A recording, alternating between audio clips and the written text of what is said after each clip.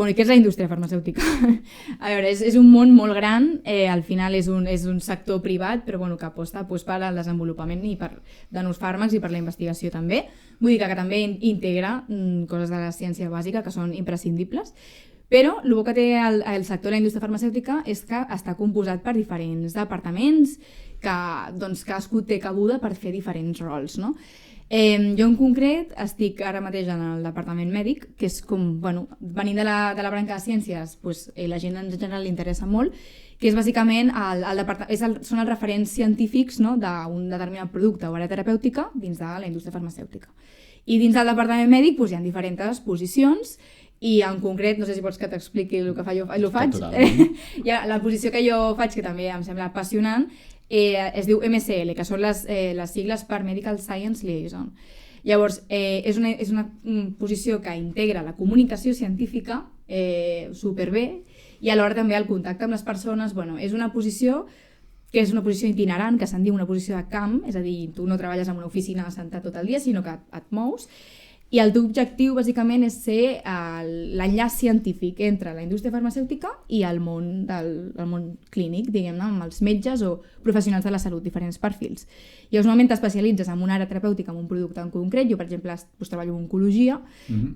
Llavors, jo m'encarrego d'establir una xarxa de contactes amb els principals líders d'opinió, que li diem que són els metges més referents en la seva àrea terapèutica en concret, i ser aquest enllaç científic, aquest, diguem, com eina d'ajuda científica. Ets com la mà dreta del metge, no? Li proporciones informació actualitzada, podeu fer projectes de col·laboració científica, estudis també, o sigui, també hi ha una part també d'investigació i de desenvolupament de fàrmacs també, però no tens una intenció, diguem-ne, promocional, és a dir, tu simplement ets un recurs científic pel metge. El metge al final va al dia a dia, té moltes coses al cap, té de veure els pacients, té consultes privades, fa moltes coses i molts cops no li dona temps d'estar actualitzats de tots els detalls de tots els productes. Llavors, l'MSL és aquest recurs que ajuda el metge a estar al dia, no? I poder fer projectes en col·laboració per investigar, no? I de més. I això de forma no promocional, és a dir, no tenim intenció de fomentar la prescripció ni res, sinó som una eina neutral d'ajuda científica. El que tu representes a l'empresa per la qual treballes, no? O sigui, els seus productes o els seus projectes d'investigació que potser els hi poden interessar a metges, tu vas i és com aquest pont que dius, vale, això us interessa? Perquè és una cosa que estem nosaltres interessats. Pot ser que no ens ho haguessin explicat mai també, Joel? No. És raro que us ho acabin d'explicar. Bueno, sí, és raro que ho sapiguéssiu perquè també és una posició molt concreta i molts cops la gent la confon amb el comercial, perquè el comercial sí que és veritat que té un producte en concret i l'objectiu, òbviament, de forma ètica i correcta, òbviament, que això de vegades també hi ha una mala imatge de la indústria en aquest sentit, però de forma correcta, diguem-ne, de forma ètica i responsable, la seva intenció, òbviament, és fomentar la prescripció del fàrmac. L'MSL no té aquest objectiu. Tu estàs especialitzat en un producte, normalment, i simplement ets una mica si el metge necessita informació, si ha de fer presentar no sé què en un congrés, o si vols conèixer el punt de vista dels metges sobre un determinat tema, doncs els pots reunir, fer una reunió d'experts i tu liderar aquest tipus de reunions, no? I emportar-te aquesta informació i després traslladar-la als diferents equips de la indústria per posar en marxa projectes de valor que no tenen per què estar enfocats a la part comercial. Pot ser projectes, per exemple, amb maneig multidisciplinar del pacient oncològic, no? I pots posar en marxa un projecte que vagi en aquesta direcció. Vull dir, és bastant variable, no? I depèn també del moment en què estigui el medicament. Pot estar encara en fase clínica, pot estar just llançat al mercat, o pot no. I l'MSL pot interaccionar aquests diferents punts del fàrmac. Els comercials només interaccionen a la part posterior, quan ja es pot prescriure el fàrmac i normalment quan està reembolsat pel Sistema Nacional de Salut. En canvi, l'MSL, abans de que es llenci al mercat, ja pot començar a tenir aquestes converses científiques, no? Posa una mica com la base científica de qualsevol producte, de qualsevol teràpia que s'estigui aplicant. És la cara visible. Després també hi ha més equips dins del departament mèdic que també s'encarreguen de fer altres coses, però l'MSL seria com la part visible per part dels metges, no? D'aquesta interacció científica. És el referent científic que ells tenen i normalment estan dividits per zones territorials. Llavors tu t'encarregues, jo què sé, Catalunya, vas als hospitals principals i tu saps que és aquest punt de contacte amb els metges, no? Que et poden contactar doncs, per mail o per telèfon o visites presencials o visites virtuals, vull dir, formants tots els que tu vulguis, però que ells sàpiguen que tu ets el referent en que en un moment donat, si tenen un dubte científic sobre un producte o el que sigui, tu ets el punt de contacte i has d'establir aquesta relació, no? de tu a tu a nivell científic perquè puguin confiar que això és un repte. Clar, jo el que veig aquí és que tu no has de tenir cap tipus de vergonya, no? Ara estava pensant ja Cap tipus de vergonya. No, una cançó del Guillem Gisbert, no? Que diu dels 3 joves aspirants només van quedar-ne 2, no va caure ni el ruc ni el vil, va caure el vergonyós, no? Jo ho entenc una mica com que al final és la vergonya el que et pot fer perdre oportunitats o el que et pot fer perdre aquest tracte de tu a tu amb una persona que potser ens sembla, no? Un metge que està allà. Tu, en aquest sentit, la vergonya quin paper ha jugat, no?, amb aquesta posició que tens tu ara? Sí, a veure, l'has de perdre, perquè, òbviament, has de saber, no?, enfrontar-te a diferents perfils, igual, doncs, a més sent jove, quan tens persones que tens davant, que són autèntics referents, que també és un plaer, també és lo xulo d'aquest rol, no?, poder aprendre d'aquestes persones, però clar, igual et quedes com, hòstia, ara què li dic, no? O sigui, ell ho sap tot, porta aquí 50 anys, saps? O sigui, exercint, i jo fa mesos que acabo d'arribar. Doncs, bueno, a vegades has d'adoptar aquesta posició, no? La perspectiva de, bueno, vinc a aprendre de tu més que jo et vinc a explicar, no? En comptes de jo te suelto, no? Tot el que jo sé, no, més al revés, no? O sigui, bueno, doncs vinc a aprendre de tu, explica'm quina és la teva opinió, no? I bueno, has de jugar, al final has d'adaptar-te a l'interlocutor que tens per intentar, doncs, establir la connexió que necessites en el moment, no? I en funció de la personalitat vas d'una manera o d'una altra. I el no tenir vergonya és important perquè has de ser proactiu, no? I has d'anar darrere i molts cops pues, et toca pues, inclús fer presentacions davant de persones i has de tenir aquesta capacitat, també s'entrena. O sigui, al principi dona molt respecte i és normal, però al final crec que quan ja estàs còmode, ja coneixes de les persones, ja et familiaritzes una mica amb l'entorn, ja vas perdent aquesta vergonya, però bueno, l'has de fer fora. Si ets una persona molt reservada, molt introvertida, i no seria la posició. No, però hi ha moltes altres que, òbviament, és el bo, és ser moltes posicions. Una altra part del departament mèdic. Exacte. Doncs pot ser un medical advisor, pot ser un medical writer. Un medical advisor seria la persona que sí que està a l'oficina, potser més, no? I és qui s'empapa més del coneixement, tu potser series la persona que el transmet. Exacte. Sí, el medical advisor seria més el cap pensant, és com el qui fa l'estratègia mèdica, no? A nivell nacional, i també es posa en contacte amb els líders d'opinió, però alguns concrets, els més importants, i no està tot el dia en contacte amb persones, al final és més divers, però l'MSL te tiene que ir la marxa. Si no t'agraden les persones, no t'hi fiquis. I ja està, òbviament, no? Però cadascú pues, ja, en funció de la personalitat escull també el rol que li agrada, no? O sigui, és lliure d'escollir, no? A tu t'agrada viatjar, Carlota? Sí. T'agrada viatjar, no? T'ha d'agradar moure't. On viatges per tot Espanya o què? Sí, depèn de la posició i depèn del territori que et toqui gestionar. L'antic rol on estava, a mi em tocava, no sé, València, País Basc, Balears, bueno, diferents llocs, i ara a la posició que començo faré l'Andalusia. Vull dir, t'has de moure bastant. Aquí hi ha hagut un fitxatge. Hi ha hagut un fitxatge, és la posició que començo. Hi ha una posició que començo. No puc dir detalls perquè encara està... Però sí, estic en un moment de transició.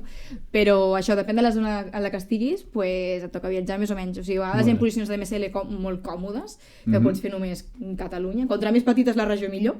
O a vegades pot haver-hi un MSL per tot Espanya i Portugal. O inclús europeu. Inclús europeu, eh? Hi ha gent que avions amunt i avall, trens... Sí. Vaig a l'ecològica. Sí, jo conec... Sí, no és molt ecològic, la veritat. A mi em fa ràbia això també de dir, ostres, és que el desplaçament implica... Intentes organitzar-te de la millor manera per fer els mínims desplaçaments possibles, però a vegades ho pots. Optimitzar. Al final s'han de fer. Sí, però clar, a vegades millor agafar un tren si pots, no? O sigui, dins del que pots, però a vegades un dia parlar del teu mira, tens que estar a tal lloc, hauré d'anar-hi d'alguna manera. No me queda altra. I clar, tu eres jove, no? I tens realment el cos preparat per esforçar-te i per dir això, endavant, viatjo, però tu et veus en aquesta posició en un futur? O veus potser un canvi de trajectòria? 100%, sí. A veure, és una posició, hi ha molta gent que diguem-ne, d'adult, també segueix, més adult, ja som adults, però adults més grans. De sobte, en un moment som científics, en un altre som adults, vam posar el barret que la cosa m'encanta. Perdona, Carlota. És que no vull jutjar, però vull dir, de forma, diguem... D'aquí uns anys, diguem, a 10 anys vista, hi ha gent que segueix tenint aquestes posicions i t'agrada i és la teva forma de vida i t'encanta, i també molt la personalitat. Però jo, per exemple, pues, en un futur pues, a un medical advisor, a un MSL manager, que és la persona que coordina els MSLs, no? Que a mi el concepte aquest de portar grups de persones, no? De liderar i tal, m'encanta, o sigui, és algú que veig segur, però potser doncs, d'aquí 8, 9 anys, 10 anys, no sé, vull dir, també mola, vull dir que està bé aprendre del que és el terreny, no? El dia a dia de la posició, i quan tu entens realment quins són els reptes d'aquestes persones, després poder tenir la responsabilitat de liderar aquestes persones, d'acompanyar-les, de desenvolupar-les, d'entendre com és el seu dia a dia de la millor manera possible. Si no ho entens, no? Difícilment podràs exercir una posició de lideratge eficient, no? I que sigui realment, que impacti realment en les persones que estàs portant. O sigui, jo aquest és una mica la trajectòria. O sigui, MSL un temps, i si el dia de demà tinc una família, probablement no. Depèn de l'MSL, també et dic, és que clar, si tens només Catalunya, per exemple, doncs igual no és tant. Igual no és tant, no? O igual et desplaces 3 dies a la setmana, de 5, doncs depèn de la càrrega, o a vegades pots fer molta cosa virtual. També anirà evolucionant molt això, o sigui, cada cop més els metges de noves generacions et demanen un Zoom i punto. O sigui, és que és això, valorem molt més el nostre temps personal, i si tu com a metge tens molt poc temps i no faràs desplaçar a l'MSL, a vegades, clar, l'MSL ha d'agafar només un vol per veure't tu d'una mitja hora. Fins a quin punt és eficient. Val la pena. De tant en tant, vale, però sempre no. O sigui, és que també hem de pensar en el tema sostenibilitat. Llavors, un metge que acaba de sortir a la residència i que està superacostumat a... Hem passat pel Covid, és que estem tots superacostumats, doncs, inclús també la gent més gran, no? Però vull dir que et demanen amb un zoom de mitja hora, ja ho fas, ja ho tens, saps? Llavors, bueno, ja veurem com evoluciona. A mi estic pensant en una pregunta que se m'ha quedat, és que ens ha explicat molt bé o sigui, tot el que seria la idea de què vol dir ser MSL, però o sigui, em queda el dubte. Jo, dic, em vull dedicar a ser MSL, què m'he d'esperar? O sigui, com és el meu dia a dia? Què faig? Jo arribo a una oficina, em miro correus, em preparo correus, investigo sobre aquest producte que està portant la meva empresa X, saps? O sigui, què fas tu en el dia a dia? Sé que són diferents, però una mica una idea.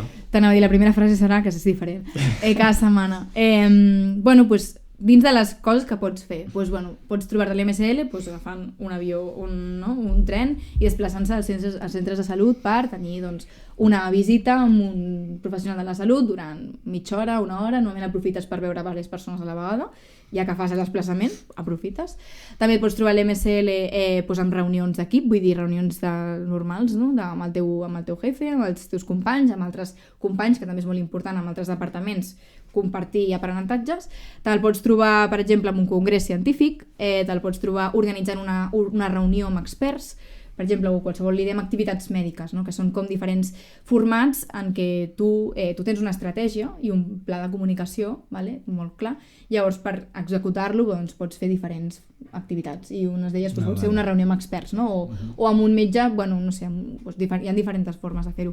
També te'l pots trobar revisant literatura científica sobre nova evidència que s'hagi publicat, preparant materials científics per una determinada visita, una reunió, una sessió clínica. També el tema d'educació mèdica, també ets una persona referent dins l'empresa, també des de fora, però dins l'empresa també, pots organitzar una sessió formativa a red de ventes, per exemple, o accés, o altres persones dins l'empresa que s'acaben d'incorporar i necessiten un onboarding, no? Aprendre sobre el producte, no? Tu també t'encarregues de preparar aquestes sessions educatives. Sí, no només és com la difusió del coneixement cap a fora, sinó cap a la pròpia empresa també. Cap a dins, Té aquí una doble vessant important. Super, i per exemple, tu nodreixes molt el que és l'estratègia també de màrqueting i la part comercial. Al final, com que tu ets el referent científic i saps més, no, el detall sobre un determinat producte, pots traslladar tot aquest coneixement als diferents departaments que ho necessitin per fer un event en concret, una determinada estratègia o un material en concret, no? Tu pots guiar-los també, no? En aquest sentit. O sigui que sí, dins i fora, ets referent científic en les dues. És una enciclopèdia, però viatge, però organitza esdeveniments. És xulíssim, perdona que et digui, però és que és xulíssim, és que em sembla molt xulo. A més, per això m'agrada fer divulgació. Promotora del MSL. Sigueu tots MSL. Per això m'encanta fer divulgació a xarxes, perquè no hi havia tanta gent que parlés del tema. Jo vaig buscar i no hi havia tanta gent. O almenys en castellà o en anglès hi ha més gent que faci més divulgació, però donar-li veu a el que fa, perquè jo crec que si això li expliques a qualsevol persona que estigui estudiant ciència, hi haurà un percentatge important de la gent que li cridarà l'atenció, perquè té moltes coses interessants. Nosaltres fins a quart de carrera no teníem ni idea. Va ser quart, no? A quart, a l'optativa aquesta. L'optativa. Sí. De sobte m'encanta perquè jo recordo, no sé si el Xavier està, que apunta a la pissarra MSL. No. I dic, Ah, sí? Sí, Us van dir el nom de la... Sí. I Ui, jo doncs això és jo novedós, recordo apuntar a l'ordinador pensant... Ja li preguntaré després, no, perquè ara mateix no sé ben bé què m'està dient. No, i després t'ho van explicar diferents posicions, i ara també, un cop acabada la carrera, com que tens més gent que està potser en ambients diferents, algú sí que potser de la farma i per tant, una mica com el teu perfil, no? Ens pot explicar una mica més què és el que hi ha com en aquesta caixa negra, no? Que està totalment... Cada cop més. I ara hi ha molts... Jo veig també molts events, vull dir, si estàs una mica ficat al dia, has d'estar a LinkedIn també, perquè jo crec que és un bon lloc per veure coses. Hi ha moltes comunitats que fan divulgació sobre el tema i si estàs ficat... Per poc que busquis informació trobaràs diversos perfils de gent que en parla del tema. Jo tampoc fa gaire, fa 3 anys o un parell d'anys que estava a la carrera, no existien, però hi ha hagut un boom i ara hi ha moltíssima gent que ja s'està informant des de... M'escriu gent que està de segon de carrera i ja està al LinkedIn preguntant. Vull dir, ja la gent... Com tu i com jo, Joel. Com tu i com jo. Tal qual. Cada cop és molt més accessible la informació i jo crec que s'havia vist que hi havia una necessitat i s'està cobrint de moltes formes. I ara la gent, jo crec que les carreres, més o menys, tot i que falten coses, però jo crec que més o menys ho tenen molt més fàcil. Obren aquest per conèixer. Llavors, ja només per tancar aquest tema, jo m'imagino, és només una curiositat, la feina de MSL amb un horari molt flexible, molt loco però molt flexible, no? També en aquest sentit. Sí, molt flexible. Sí, si anéssim als pros i contres, un concepte que pot ser un pro i un contra a la vegada és el tema de la flexibilitat horària, perquè clar, al final tu t'adaptes a l'agenda normalment dels professionals de la salut, que pot ser que et puguin atendre després de veure els pacients a les 6 de la tarda o a les 4 o a les 8 del matí just abans de passar, de fer la ronda o jo què sé, no? A vegades t'has d'adaptar. I després també alhora tens que estar segons quines reunions que formen part de l'horari establert de la resta de companys, però tu potser, diguem... O sigui, que a vegades treballes durant unes hores, després descanses, després tornes a treballar, o inclús quan estàs a congressos és 24 hores, o sigui que... està bé, però alhora si ets una persona que t'agrada la rutina, que a tu t'agrada de 9 a 5 i plegar l'ordinador, tampoc és la teva feina. També et dic, al tenir el contacte amb els metges, et truco després, igual et truquen a les 8 de la nit i tu, també has de saber posar els límits, jo crec, perquè és molt fàcil que se't passi, vull dir que la teva vida que t'invadeixi la teva vida personal. I acabar sent com molt reactiu, no? A tot allò que et ve a dir, ara va a una reunió, doncs també però és important també posar en valor la teva feina i dir, escolta, jo també tinc un horari, no? I també tinc... Sí. Ho estàs aconseguint, això? Depèn. Depèn amb qui. Depèn, sempre em toca fer les típiques, no? Un advisory, a vegades et toca, és una reunió d'experts, sempre són per les tardes, perquè és que és també quan la gent pot, quan surt dels hospitals, és que tampoc pots fer-ho d'una altra manera, no pots posar-li a vegades una reunió a les 12 del matí, no? Potser un està operant, l'altre està fent no sé què, i també és una putada per ells, vull dir, al final també has de tenir la responsabilitat de que temps que està amb tu és temps que deixes d'estar amb els pacients, amb la qual cosa ha de ser un temps de qualitat, no? I tu has de pensar molt bé, no? A l'hora de... I molts cops t'has d'adaptar perquè, en comptes de començar a treballar a les 9, entres a les 11 i ja està, i acabes a les 7 de la tarda o a les 8. Vull dir, depèn.